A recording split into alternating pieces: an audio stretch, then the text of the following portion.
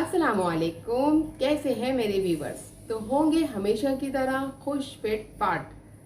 आज की जो रेसिपी है वो है नान खटाई। ये नान खटाई बनाना बहुत आसान और सादा है और ये सस्ता भी है। बाज़ार से लेने से बेहतर है कि आप इसको घर में बना के अपनी टेबल पे रखें और इसको स्टोर करके 1 महीने तक एंजॉय करें। इसको बनाना बहुत आसान है। तो चलें एक क्विक सी रेसिपीज़ की रिकैप देख लेते हैं।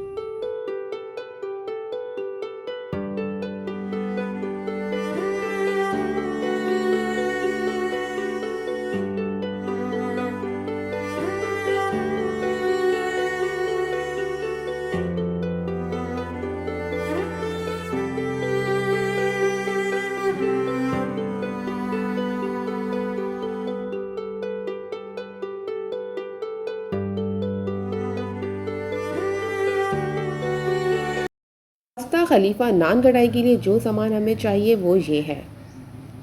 अच्छा, नान कढ़ाई के लिए हमने यहाँ पर घी लिया है, पूरी 1 प्याला हमने घी लेना है। और इसी तरह से ये मैदा निकाल लिया है। मेजरमेंट यही होगी इसकी कि 1 कप अगर हमारे पास ये है तो ½ कप हमने इसके अंदर बेसन लेना है, ये आप देख सकते हैं। और अब हमने यहाँ पर बेकिंग सोडा और बेकिंग पाउडर को इस तरह के मेजरमेंट स्पून से ले लेना है। मतलब ये कि 1/4 स्पून हमने बेकिंग सोडा लेना है और 1/2 टीस्पून हमने, और ऊपर डालने के लिए इलायची पाउडर और बादाम है। इलायची पाउडर हमने 1 कप है वो इसमें पीस लेना है। अब हमने जो चीनी ली है, चीनी के साथ ये इलायची डाल देंगे और इलायची और चीनी को हमने इसमें पीस लेना है।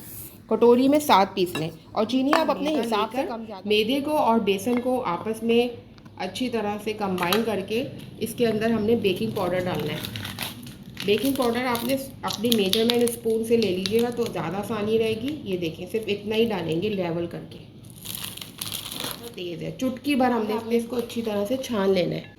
तो वह दोबारा मेजरमेंट गौर से सुन लें। हमने 1/4 कप बेसन और इतनी ही चीनी ली थी और 1 कप हमने फ्लोर यानी कि मैदा लिया है और इन सबको अच्छी तरह छान लेना है। ये जो है ना, घी हमने लिया है अच्छी तरह, और चीनी इसमें ऐड कर लें, जो हमने ये चीनी पीस के रखी है।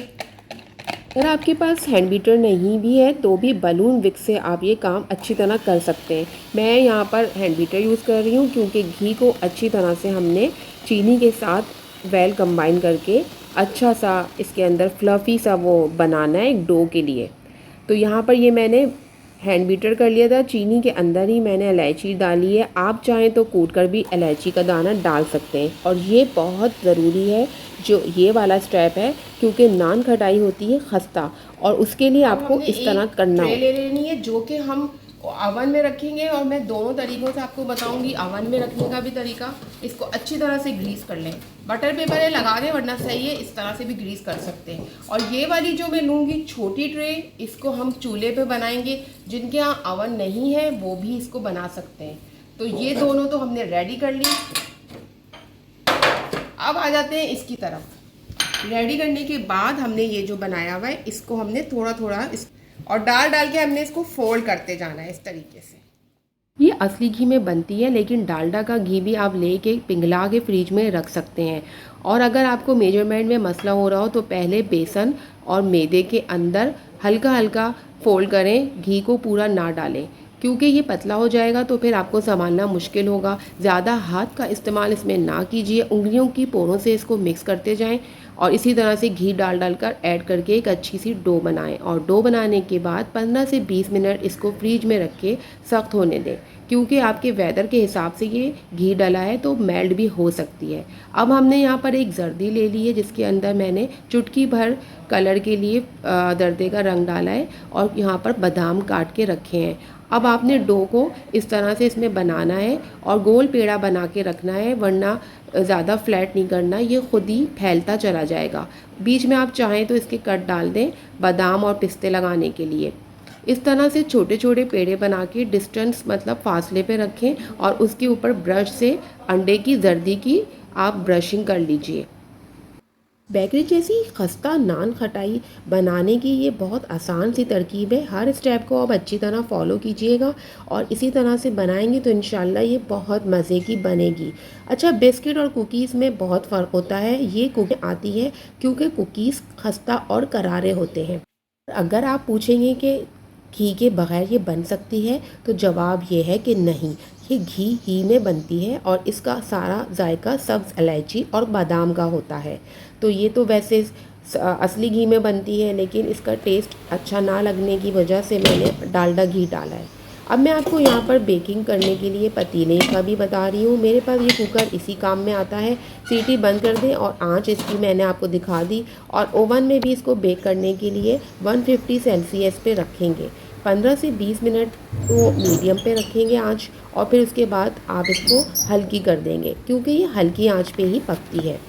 ज़्यादा बड़ा साइज़ नहीं, इसलिए जल्दी से पक गई है, आप ये देख सकते हैं। अगर आपने ज़्यादा तेज़ आंच करी तो ये जल जाएगी और बेक नहीं होगी। आप इस तरीके से कोई भी चीज़ डाल के चेक कर लें। ये अपनी जगह से देखिए कितना बड़ा साइज़ हो गया जो रखा था। और ये 45 मिनट रखे हैं पतीले के अंदर, और 30 से 35 मिनट ओवन में लगेंगे, और पतीले में ये टाइम थोड़ा बढ़ा दें। बस ये देखिए, इस तरह से इसको फ़ौरन गरम नहीं निकालना, इसी तरह छोड़ दें। ठंडा होने पर आप किसी भी डब्बे के अंदर भर के इंजॉय कर सकते हैं। और ये चाय के साथ तो बहुत अच्छे लगते हैं। हम चाय में हमेशा बिस्किट या केक इस तरह की चीज़ें खाते हैं, लेकिन ये हमारा ट्रेडिशनल नान खटाई है जो घर में बहुत अच्छी बन जाती है। वैसे तो ये रुकती नहीं है इतने दिन और जल्दी ख़त्म हो जाती हैं, लेकिन आप इसको रख सकते हैं महीना भर भी। और ये बिस्किट सख्त होता है और ये कुकीज़ खस्ता, तो ये खस्ता होती हैं और मुंह में घुल जाती हैं। मैं आपको इसको खा के भी दिखाती हूँ। ये नान खटाई देखिए अंदर से कितनी अच्छी बेक हुई है।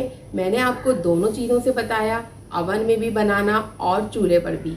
और अब मैं आपको इसको टेस्ट करके बताऊंगी कि ये खाने में कैसी है।